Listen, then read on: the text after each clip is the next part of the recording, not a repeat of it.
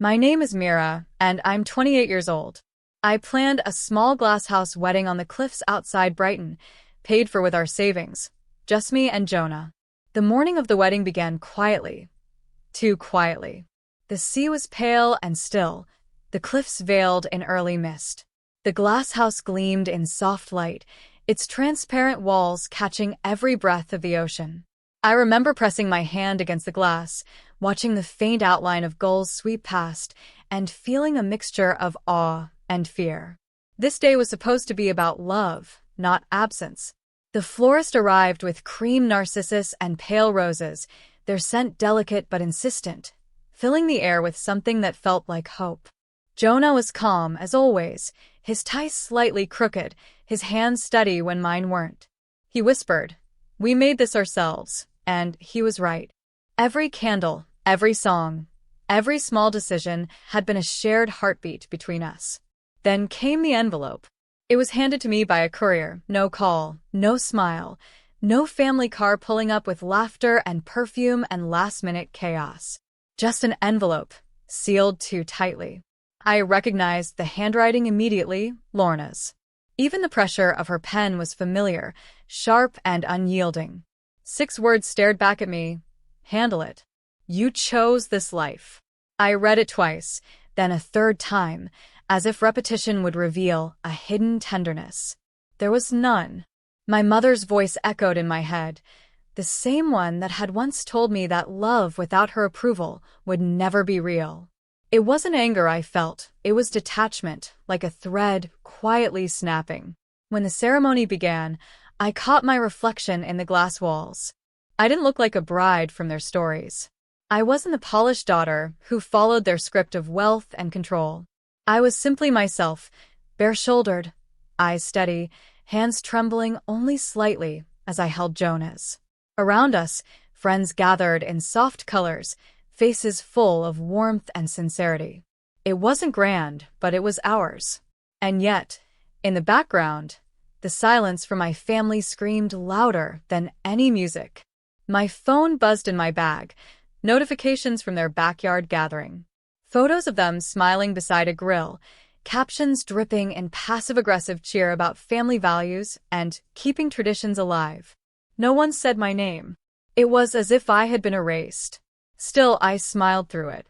I had learned long ago that control was their favorite punishment, and silence their sharpest weapon. I thought of every dinner where I was told to tone down my opinions, every birthday where affection came with conditions. Now, on the most important day of my life, they'd found their perfect stage for cruelty, absence. When the vows began, Jonah looked at me with a softness that steadied everything inside. "You are my home," he said, his voice breaking just enough to make the air tremble. I wanted to believe that was enough, that love could outgrow the roots of betrayal. But beneath that belief, something cold began to shift. Before the cake was cut, a friend pulled me aside. "Mira," she whispered, her eyes wide, her phone trembling slightly in her hand. "You need to see this." On her screen, Sable was crying, dramatically, beautifully, like she always did when attention found her. Fake tears, perfect lighting. The captions read, "When your sister rushes into a wedding and forgets what real family means." Laughter filled the comments, strangers joining the mockery. Thousands of views. My name in hashtags I hadn't created. The sound in my head changed, muted, hollow, as though someone had pulled me underwater. I stared at the screen, then looked out through the glass walls at the sea. It was endless and indifferent, like the faces that had once called themselves mine. The whispers started soon after. In the garden, near the tables and fairy lights, small clusters of people murmured. Rumors about money, about why the wedding had been so fast, about whether Jonah and I were fixing something. I smiled, the way women are taught to when humiliation knocks politely in public. I smiled through the speeches, through the clinking of glasses, through the polite congratulations from distant cousins who suddenly looked guilty. My voice held steady, my laugh soft, my posture perfect. Only Jonah noticed the slight tremor when I touched his arm. He squeezed my hand under the table. "You're safe," he whispered. And in that single moment, I believed him more than I believed blood. When the night ended, I walked through the empty glass house, heels in hand, the scent of roses now cloying and thick. The candles had burned low, their wax pooling like melted memories. I picked up the envelope from where I had tucked it in my bag and read it again. Those 6 words, so efficient, so cruel. Handle it. You chose this life. They were right about one thing. I did choose this life. But they had no idea how much strength that choice would cost, or how much peace it would eventually buy. I smiled, said my vows, and went home with the truth gnawing. Not about love, that part was clear. The truth was about family, and how sometimes the people who teach you the meaning of love do so by withholding it. The ocean below the cliffs was dark and endless that night, the wind sharp against the glasshouse windows. I stood there a long time, listening to the waves crash, and felt something inside me begin to rebuild, quietly, deliberately, and entirely my own. The morning after the wedding was supposed to smell like salt and sugar, sea breeze and leftover cake. Instead, it smelled like dread. I woke before Jonah, his breathing soft beside me, his arms still resting across my waist, heavy with comfort I could barely feel. The light filtering through the curtains was faint and gray, the kind that makes everything seem distant, almost unreal. Something inside me was restless. It wasn't sadness, exactly. It was that subtle shift between heartbreak and instinct, the feeling that something unseen had already gone wrong. My phone lay on the nightstand, blinking quietly with notifications I didn't want to read. I reached for it anyway. I don't know why I opened my banking app first. Maybe because it was habit, maybe because I was searching for a sense of control. The numbers didn't make sense. Balances were lower than they should have been. A new credit card I didn't remember applying for flashed on the screen. My stomach tightened. I opened my credit report, my fingers trembling. 4 cards. My name, my address, my signature almost perfect. Nearly £18,000 gone. The words blurred for a moment, the reality too sharp to hold. I scrolled through the transactions. New iPhones, spa packages in Surrey, designer bags, a leather sofa from a company I'd never even heard of. Someone had lived well, too well, while I'd been planning a wedding with secondhand candles and borrowed glassware.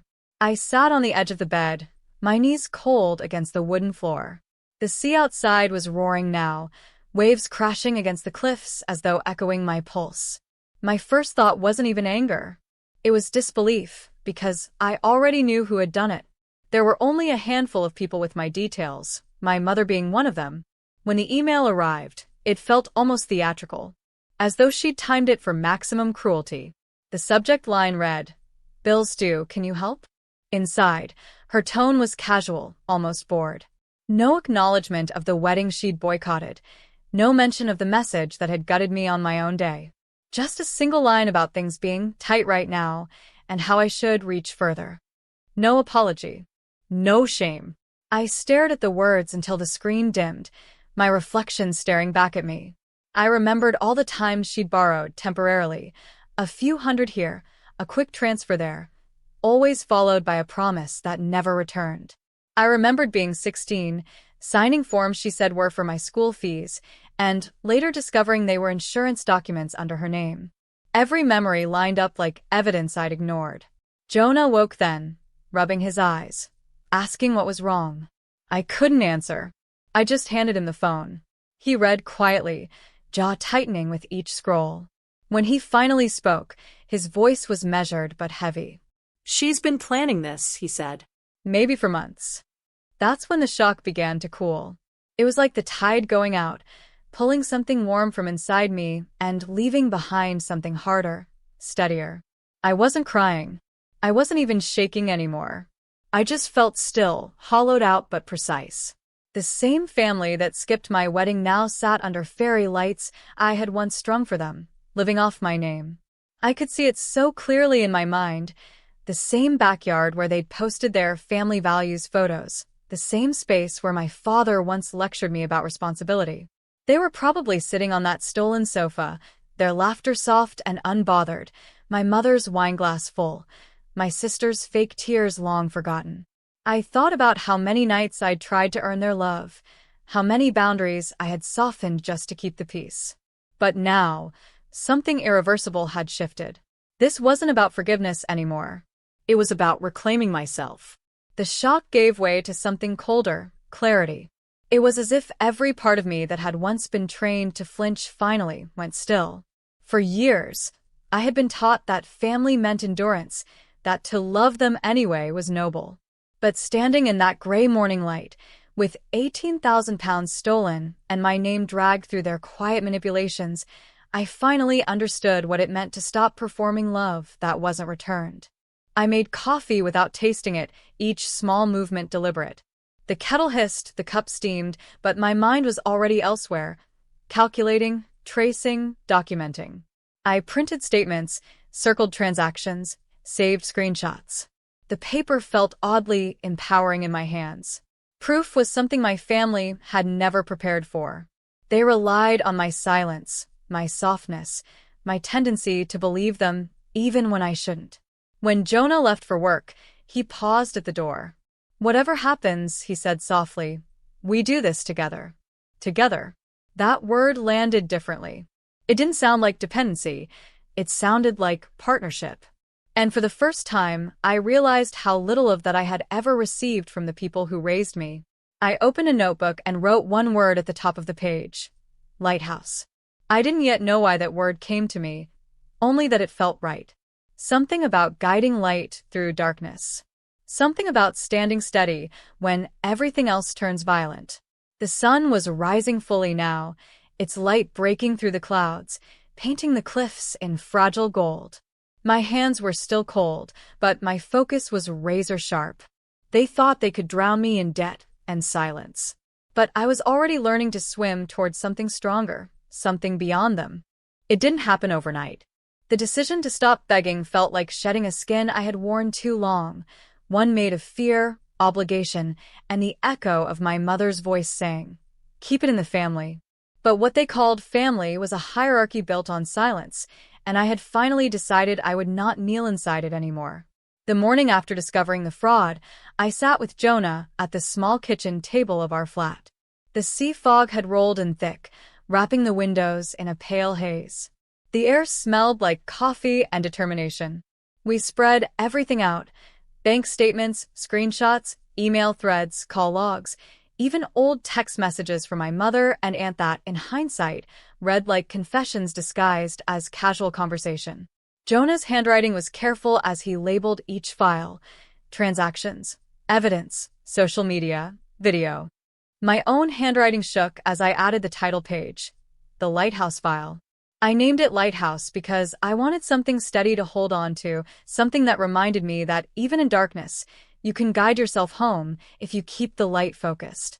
It wasn't revenge I wanted. It was clarity, documentation, truth. I had spent most of my adult life trying to make peace with people who mistook cruelty for control. Now I was simply archiving it. Every screenshot was a wound cataloged, every timestamp a confession made visible. There was the video of my aunt in her backyard, sprinkling water in a circle while chanting about cleansing betrayal.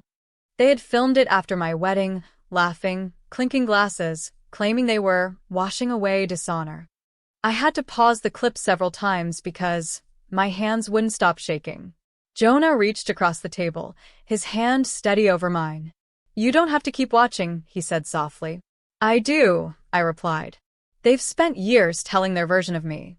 This time I tell it." That night, I wrote out a timeline. When the cards were opened, when the money was spent, when the first transaction appeared. I traced each purchase like a map of betrayal. There was no denying it. The handwriting on one of the forms was unmistakably my mother's. My aunt's email address was linked to another. Sable's account had liked the cleansing video before she deleted it. It was all there, all real. When I filed the police reports, my hands didn't tremble.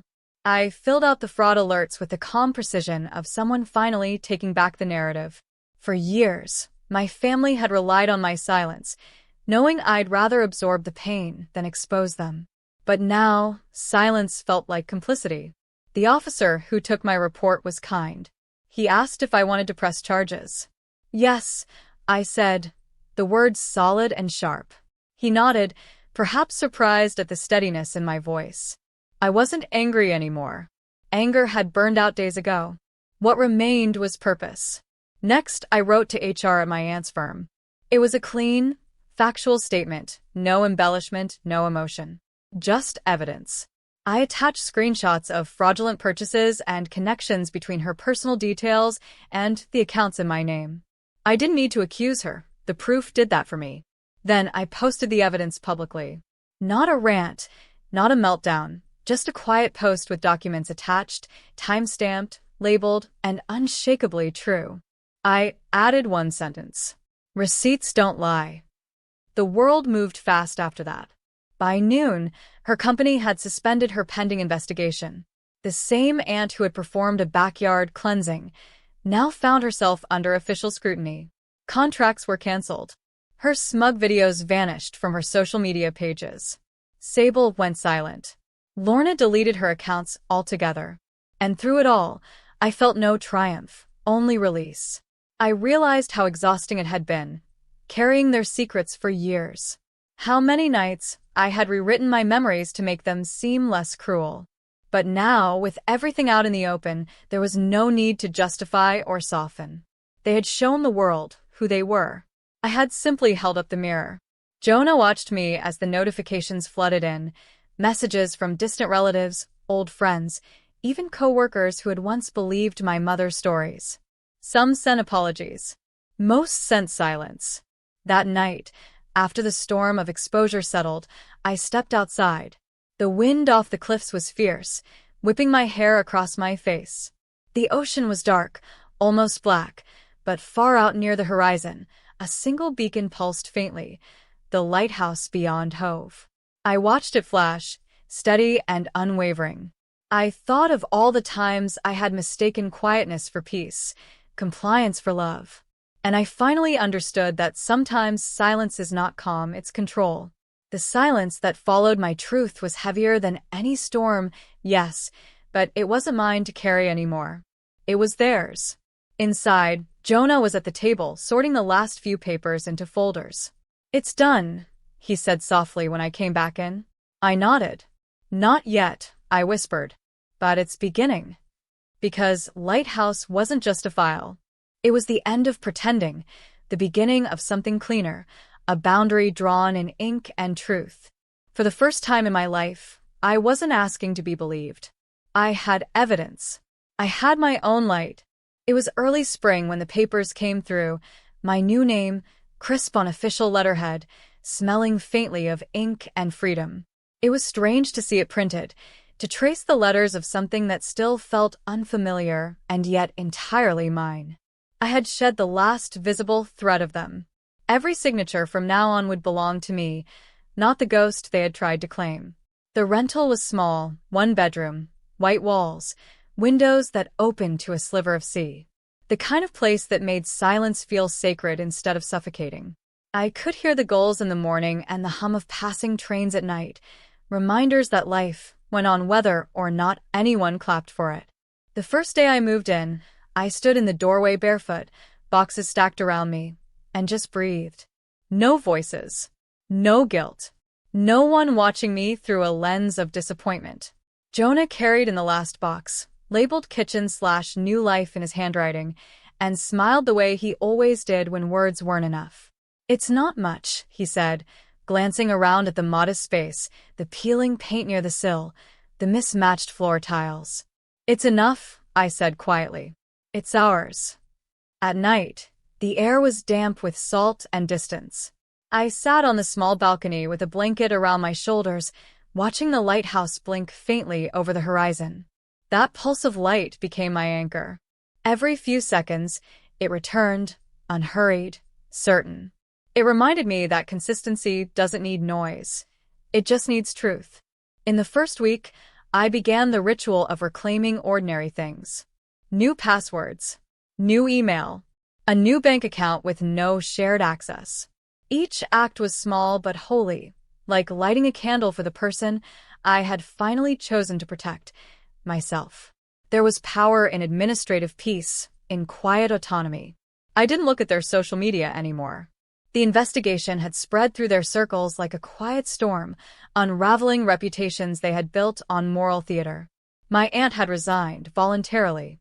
My mother had gone private online. Sable was still posting vague quotes about betrayal and keeping your circle small, but the comments had turned. People weren't buying the act anymore. I didn't need to watch it. I didn't need to win. I just needed to live. The narcissus bulbs came a few weeks later, a small box delivered to my door.